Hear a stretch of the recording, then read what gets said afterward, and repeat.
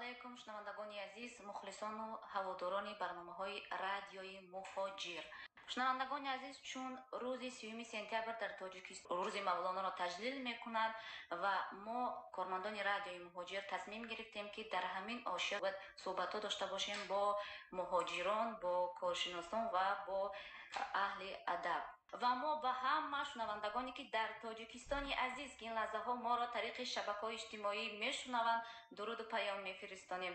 устод, сухан аз шумо. дар оғоз чӣ гуфтанӣ доред? نفس سلام عرض میکنم و شنونده های رادیوی مهاجر و شام بخیر میگویم، هر کجا باشند صحتمند و سلامت باشند. استاد عزیز، چون من آگاهی هستم که شما در کتاب نوشتگی در بیشنو از نی میخواستم درباره همین کتاب کمی معلومات بدید با شنونده های ما و بعدا صحبت رو ادامه میدیم.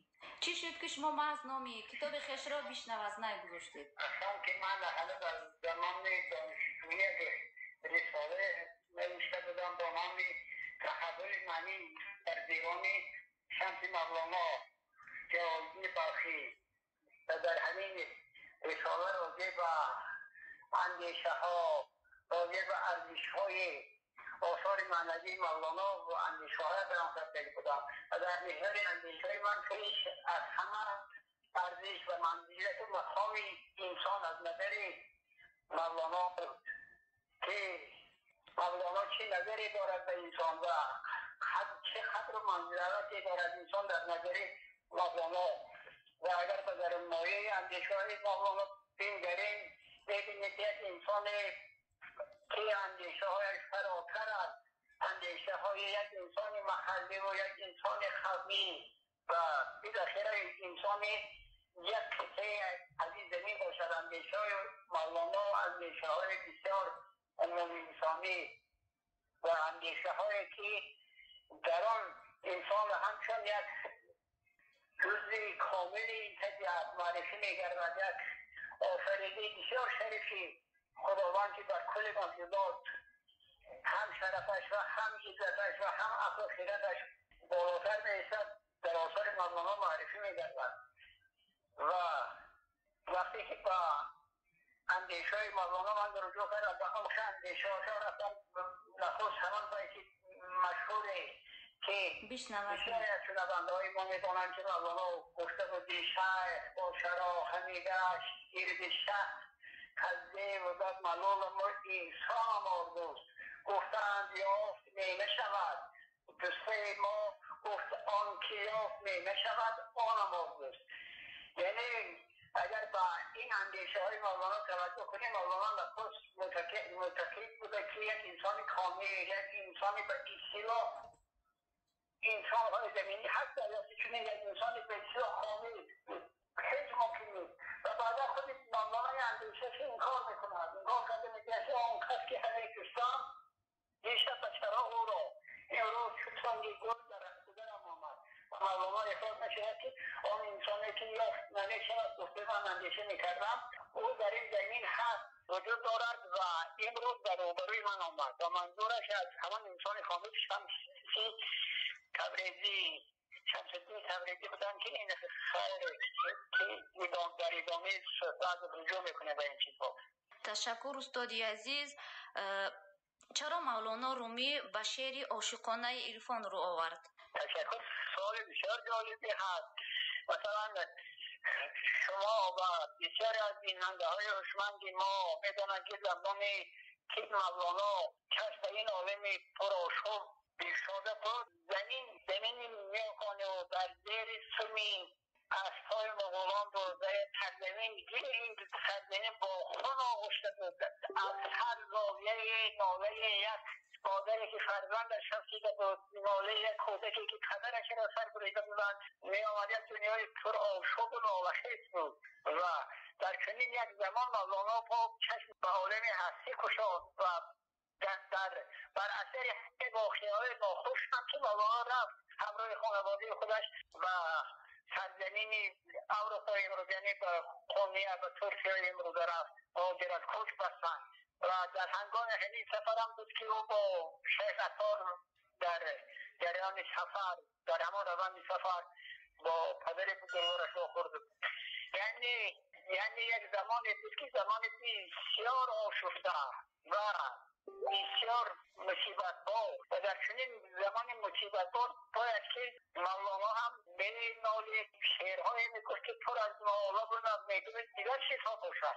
اما مولانا که انسان دشمن بود میدونه که با ناله نمیشود درد عموم انسانی را تبابت کرد و یگانه راهی که باید در انسان را تبابت کرد این یک عشق است، یک محبت است که باید در این مردم انداخت که این زمانه یکسان نمیماند.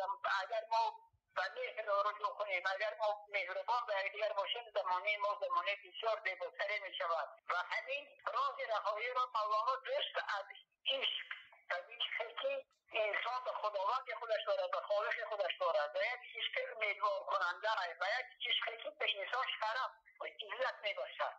در همین زمینه مولانا برو آورد به گفتن شعرهای عارفانه و عاشقانه، نه شعرهایی که انسان را بیشتر نزدیک کند، انسان گریان را در آن زمان در زمان هجوم مغول‌ها انسان گریان را گریان‌تر کند، انسان در عجز غوطه خورده را بیشتر به منجلاب یعنی به لجن نظمیگی غوطه سازد. مولانا کوشید که دست انسان را بگیرد و دیگر که جایگاه تو نه این عالم جفاکار است، جایگاه تو بلندتر است. تو باید که اندیشت بلندتر است، هر قدر اندیشه تو بلندتر است همان قدر تو آخرتر، زیباتر، مهربانتر میشوی و همان قدر از خارج و از ظلم و تعدی برکنارتر میشوی. و سبب هم همین بود که انسانها را در زمان دلشکستگی مولانا با شعر شورانگیز خودش خیلی و خیلی امیدوار کرد به یک آینده روشن. تشکر استاد عزیز. باز هم سوال داشتم، جوهر اندیشه های مولانا در چیست؟ حالا هم شروع کردم جوهر اندیشه های مولانا قبل از همه بازگویی و بازرسی و بازنمودن منزلت انسان در جهان است. مولانا انسانی بود که خیلی تغییر کلی انسانیت میاندیشید. یعنی برای مولانا فراتر از مذهب ها، فراتر از قوم و نجات ارزش خود انسان می‌ساخت و او بین انسان‌ها هیچ تفریق نمی‌گذاشت و در زمینه این اندیشه‌های بسیار بزرگ، اندیشه‌های عمومی انسانی، اندیشه‌های فراتر از محل مولانا توانید که بسیار خوب پذیرایی شود از جانب همه مردم اقوام دیگر و مثال بسیار صریح و روشنی که مثل مولانا آورده باشد این است که چون مولانا وقتی که از این دنیا چشم برپوشید و روز جنازه او حضر یهود می آمدند و میگفتند که این از ماست، نصرانی آمده میگفت که این از ماست، مسلمان ها می آمدند و میگفتند که مولانا از ماست. یعنی کلی مردمی ادیان مختلف مولانا را همچون یک انسان خود پذیرفتند، همچون یک انسان خود شناختند و جوهر اندیشه های مولانا هم در چه در دیوان شمس و چه در آن نگاشته‌هایی که به نحو دارد مافیزی و چه در مثنوی بسیار ارزشمند و ماندگار مولانا مثنوی معنوی بسیار متاسفانه علاقه کنده شد. ما بازم با استاد پیوست میشیم. سببای تکنیکی است. از شما شنوندگان از عذر میپرسیم. این اگر کارگردان ما آماده باشد یک سرودی خوب میشنیم تا صحبت ما دلگیر نشود. بعدا ما برنامه را با استاد در تماس شده ادامه میدیم. با ما باشید.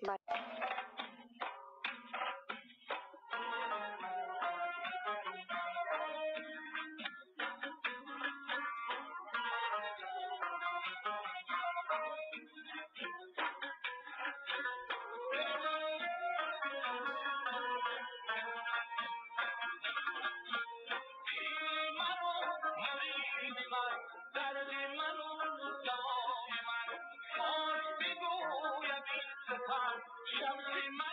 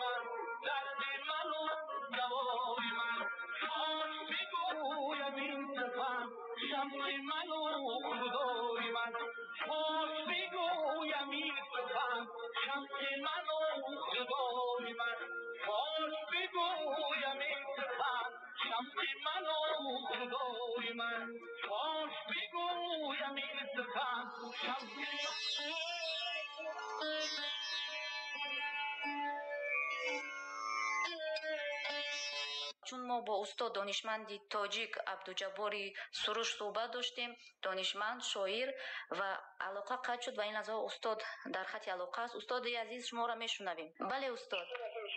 مولونا انسان بسیار خیلی تحبیل کل انسانیت نمیشید و هدف عالی مولونا این بود که انسان بگه که تو بسیار آفریده شریف خداوند هستی و نگرسید روزی باقی ملکوتم نامد عالم خواب چند روز دی قفص ساختند از بدن ای خوشان روز که پرواز کنم تا بر دوست در فضای سر کویش سر بال بزنم. من به خود نامدم اینجا که به خود باز روم، آنچه آمد مرا باز برد بر وطنم. یعنی مولانا اشاره میکنه که تو هرچند در زمین زندگی میکنی اما منظره که انسان بالاتر از هر آفریدی دیگری خداوند است، بالاتر از زمین و آسمان است. یعنی تو انسان بسیار انسان، یعنی آفریده عزیزترین خداوند هستی.